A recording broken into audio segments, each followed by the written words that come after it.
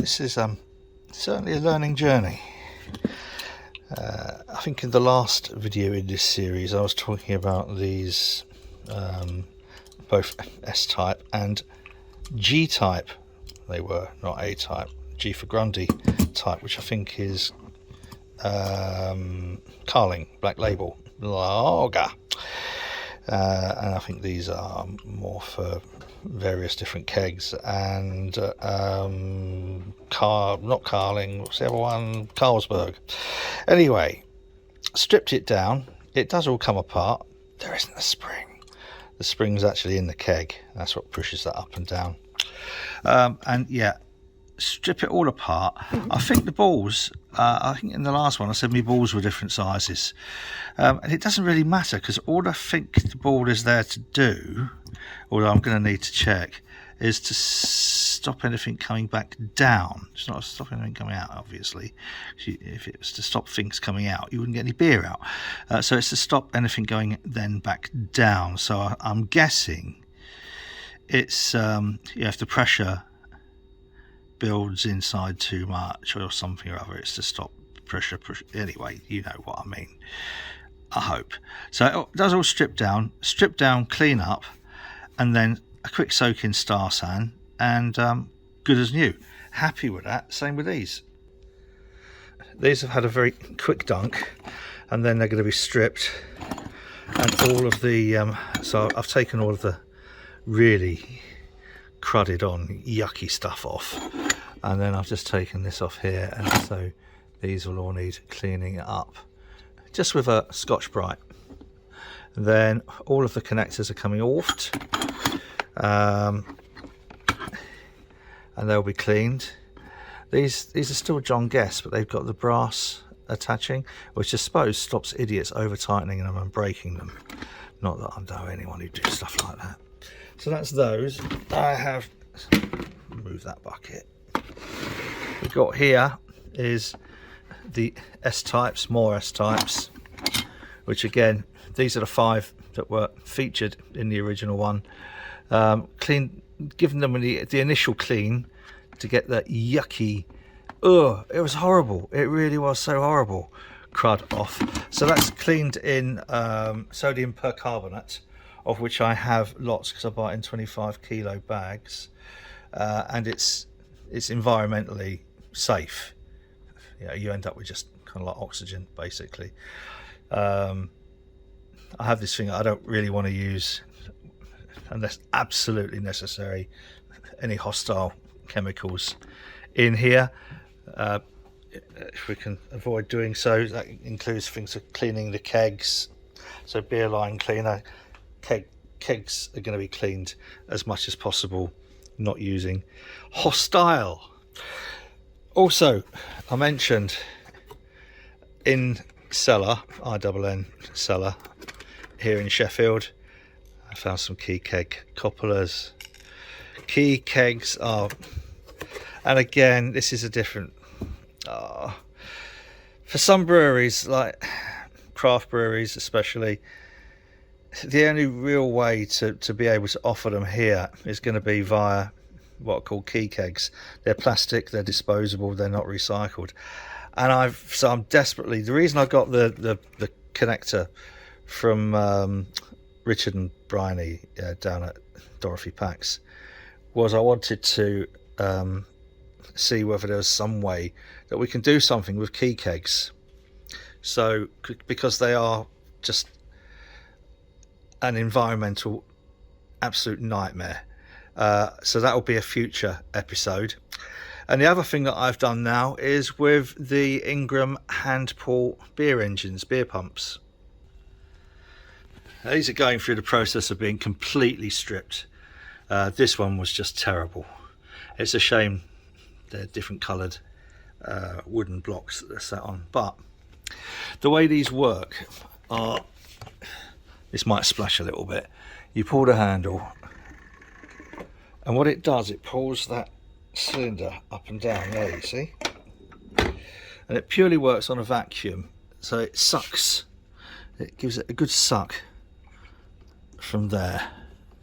Okay, this bit here This is purely a cooling jacket, so you pipe cold water through there or glycol mix.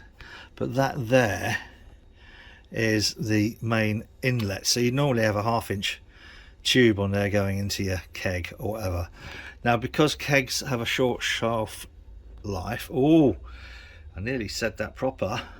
What I've done is I've put a wire piece, connected a wire piece to that, and then just using John Guest's. So first off, there is and this idea came from Richard at Dude's Brews, Richard Williams at Dude's Brews. He's used 1/2 inch tube. I'm just using 3/8 John Guest. So this will be for cleaning and draining, and then on the other side of there is what's called a demand valve, and this is capable of taking a pressurized inlet from a corny keg. And without this, if you just attach the corny keg straight to that, it would just push itself up and drain the keg. So this is a demand valve. This will only allow beer to come through when you pull handle. So I'll be demonstrating that in probably the next video. This is just a quick mock-up to make sure that it works. But again, these were just absolutely caked in shit. Disgusting. Absolutely disgusting.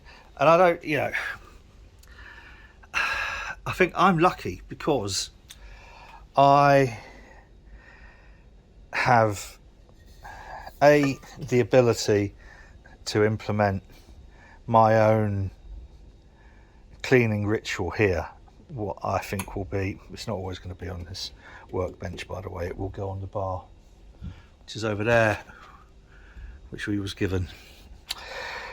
So I can implement my own cleaning regime here, and if we ever end up employing any staff, it will be a part of the staff training. So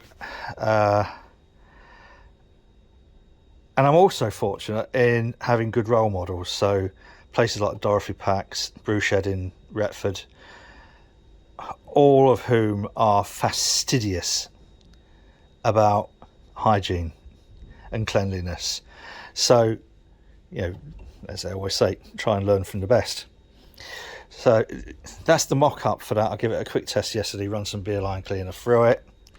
These two, I'm going to strip them as much as possible, completely strip them down. And it's just things like all the side bits here, which are just caked in I'm guessing, bits of splashed beer. And again, incubator units, essentially incubator units for bacteria. So that's where I'm currently at with this at the moment. Cleaning all these down, I'll then put them safely away and stored, and then look at something that we can do with key kegs, because they're just huge plastic environmental time bombs, which are just awful. So anyone got any ideas, please let me know. Right, so today is Wednesday 29th. Our application for the license is in. Yippee! When we're going away this weekend to move the boat a little bit further, hopefully, but I've got a bit of an issue at the moment. I'm going to do there's 2 more series of videos to come out, by the way. One is about dealing with a disability. As some people know, I've got quite chronic arthritis along with other disabilities, but you know, that's the main one.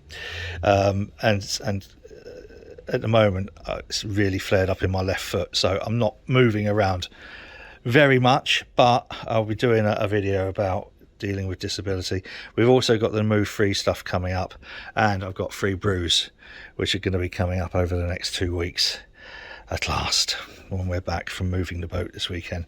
So that's what's coming up. The bar build is kind of, it's exciting, but I want to do it right. So it's not going to be quick. It's going to be one of these long-term projects. I won't always get it right.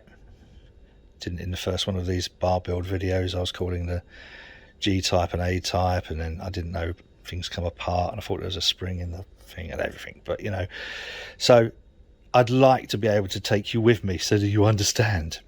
Don't forget, membership's open for the Boathouse Social. There's only 50 founding members, founding memberships available.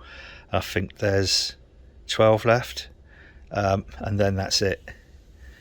It'll be full price. Your founding membership, you get free joining fee, and you get an extra year, sort of, as it were, chucked on. No more renewals until 2023, I think. Anyway, I'll put a link below. Any questions, please ask. Any suggestions, please make them. I'm new to this. I'm drawing on the advice and experience of people I trust in the industry, but I can never have too much advice. If you enjoy this, please feel free to subscribe if you haven't already done so. A thumbs up would be really nice as well. If you do subscribe and you click the little bell thing, you know, that does whatever it is, I don't know, bell, ring, that's it, ringy bell, it'll inform you whenever I post more rubbish, and you can join me on this journey of discovery, which it'll be a bit sweary, believe me, it'll be a bit sweary, but life's not a rehearsal, it's all about learning. And whatever you're doing, please, you know, do it safely. Till next time, cheers.